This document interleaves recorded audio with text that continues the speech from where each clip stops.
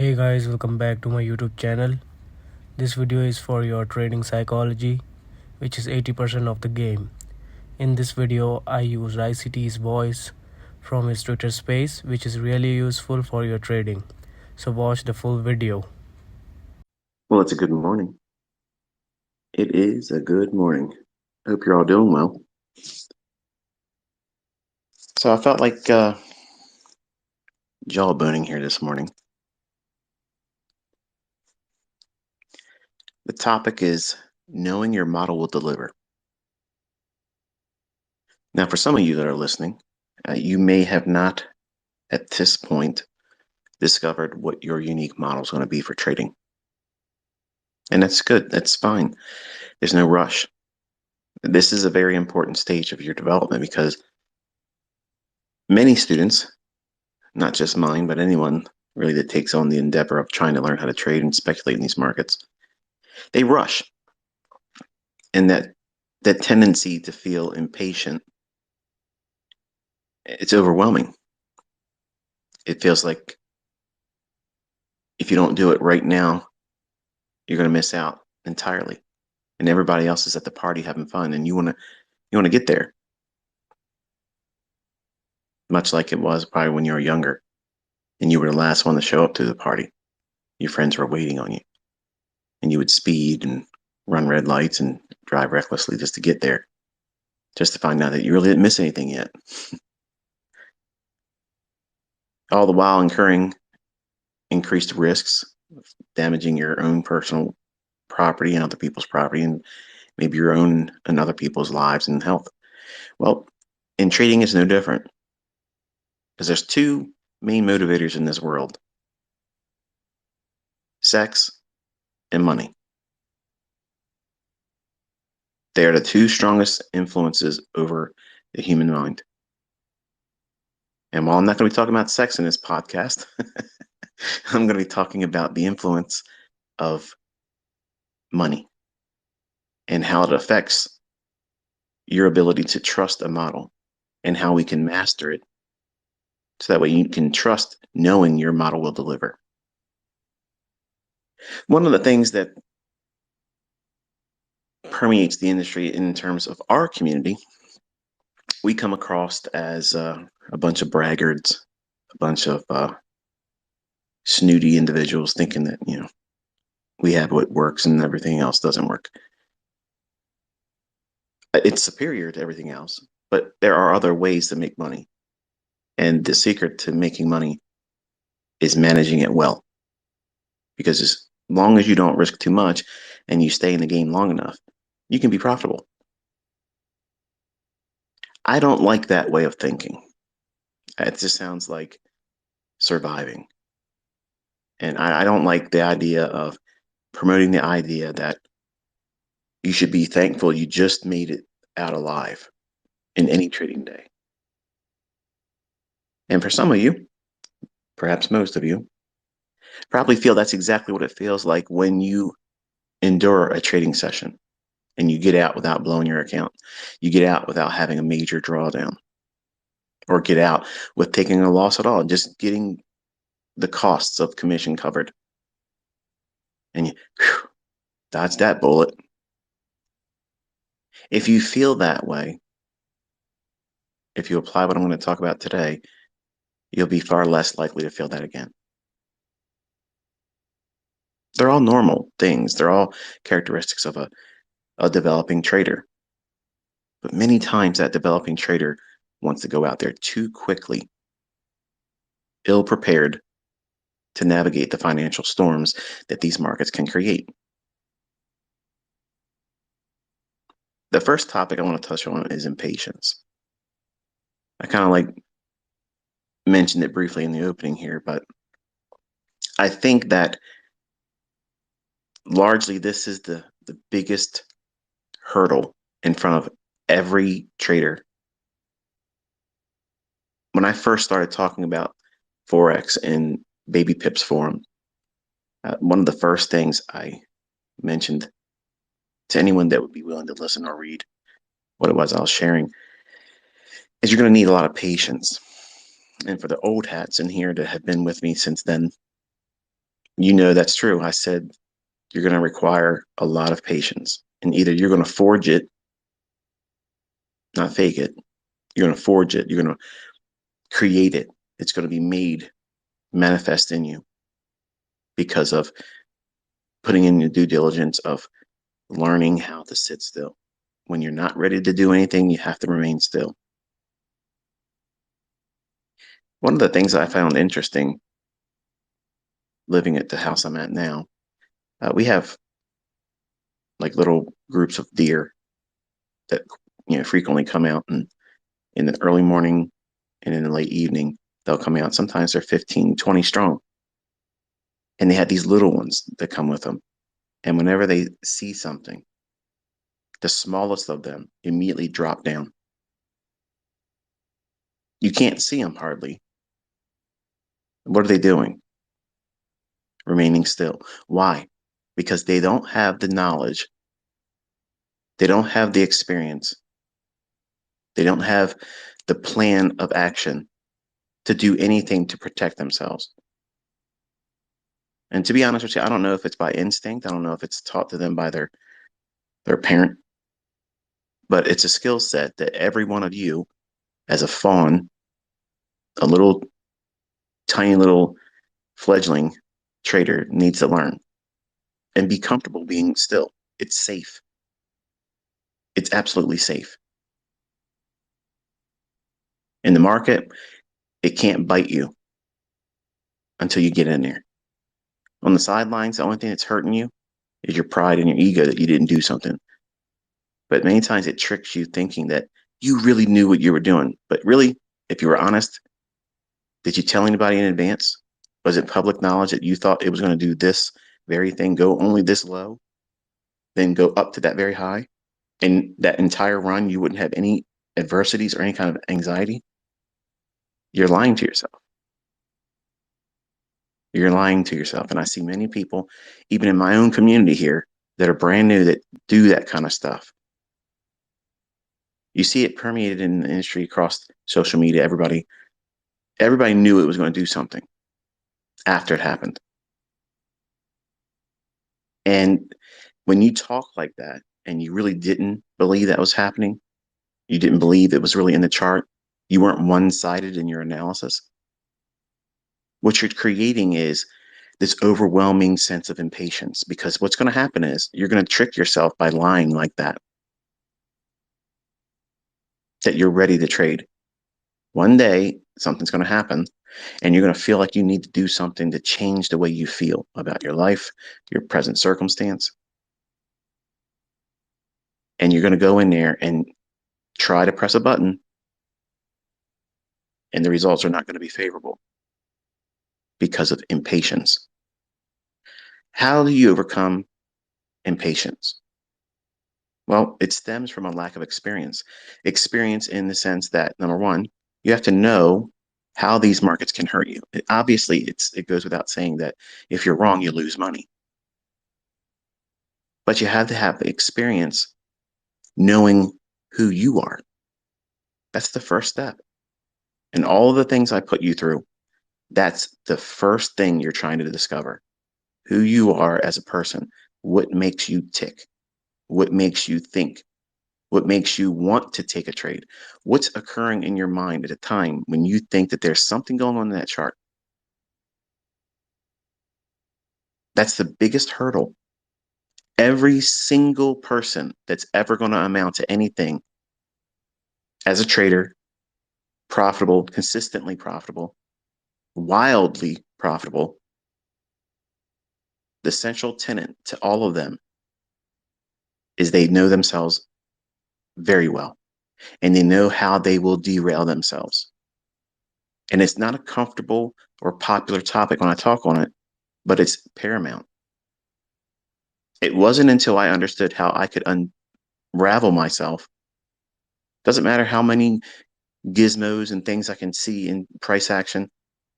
If I'm miswired, if I'm off center, like I feel now, which is why I'm doing these. If I do this, it kind of allows me to discharge instead of going into the market and trade. Yeah, you know, I made pretty good yesterday trading, but I wish I wouldn't have done it. I'll say that again. I wish I would not have traded yesterday. I broke a rule yesterday. And while I left with something, the win doesn't outweigh the fact that I know that I did not follow my rules. And I feel guilty. I feel like my hands are dirty. And in some ways, part of this Twitter space or X space, what do we call it now? It's something of a confessional. I've been doing this for a long, long time, and I am a human being. I have emotions. I have a family, and my oldest boy has recently hurt himself, and I'm wrestling with a lot of different emotions. Fear. I'm anxious about him getting through the last stages of his healing. I'm angry at him for not wearing a helmet. And I went into the market yesterday and I wanted to do something. In fact, I told you yesterday, I want to do it, but I shouldn't. But I moved to the part of the house where nothing could distract me.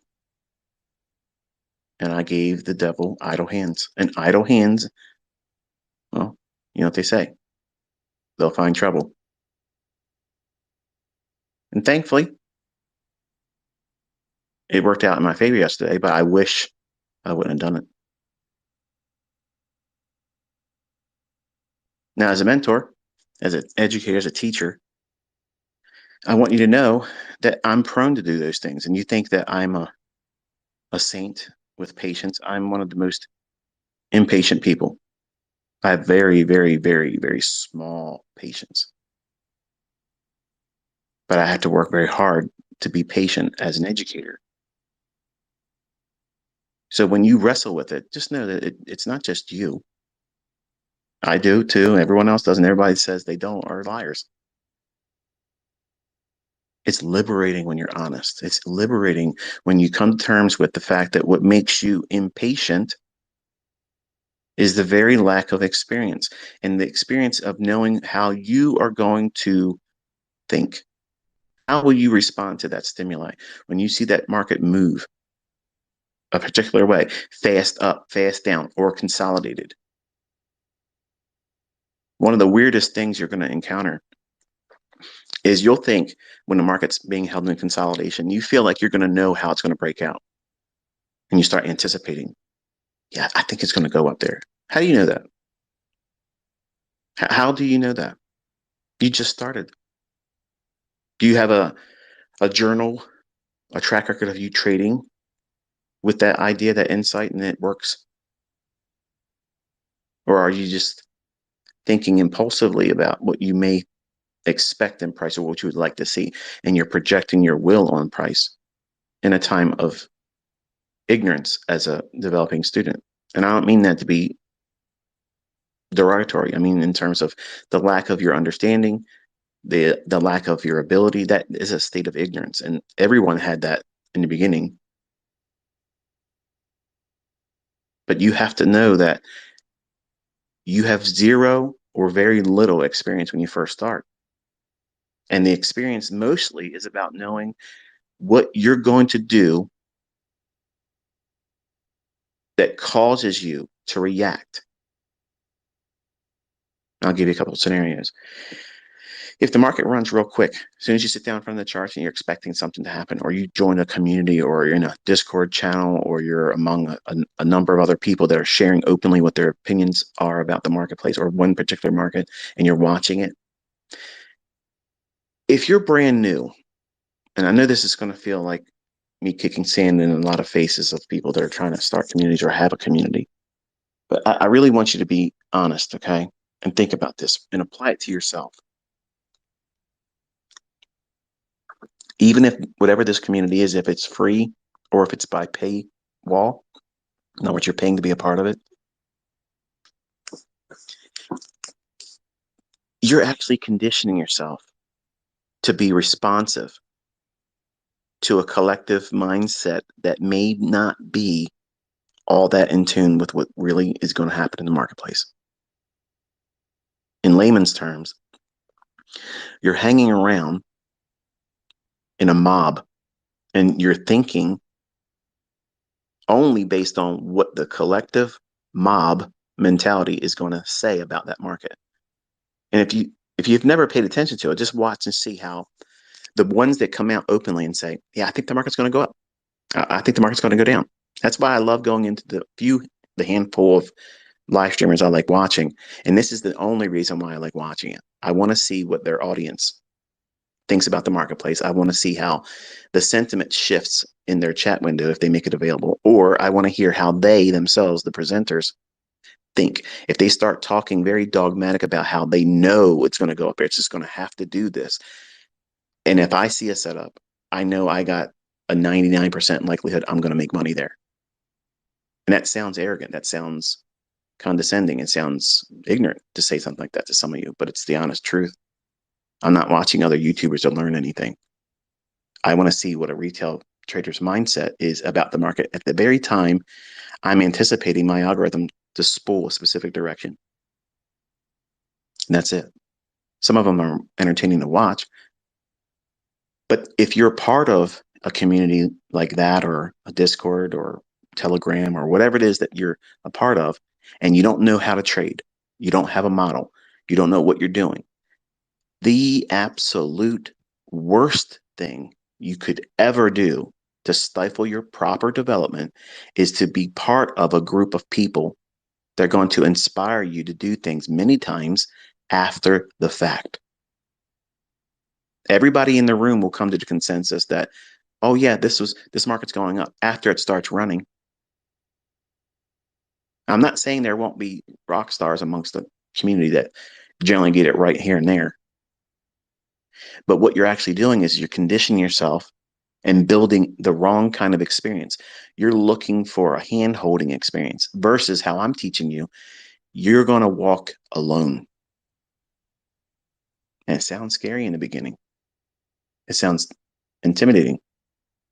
And that's why I share when we do Twitter commentary, or I'll share my analysis beforehand on market reviews. I'll say, I think it's going to go here. I'm lending you my experience in the best way I can, because that way you can submit to that idea, go into the charts and study with that idea in mind, not listening to a bunch of chatter from people that may not even know how to trade, or they themselves are reacting to price and feeling impulsive. You don't know these people. You don't know what they've done. You don't know if they're really taking a trade. You don't know if they've been taking 15 trades before they even open their mouth up in these communities and they're in severe drawdown.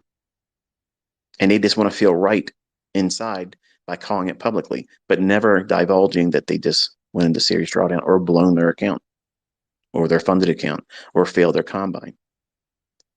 So the experience that you're trying to gain should be the proper kind of experience. That means sitting down, learning about the market themselves, whatever pursuit you're going to go after. It doesn't have to be mine. It doesn't have to be what I teach.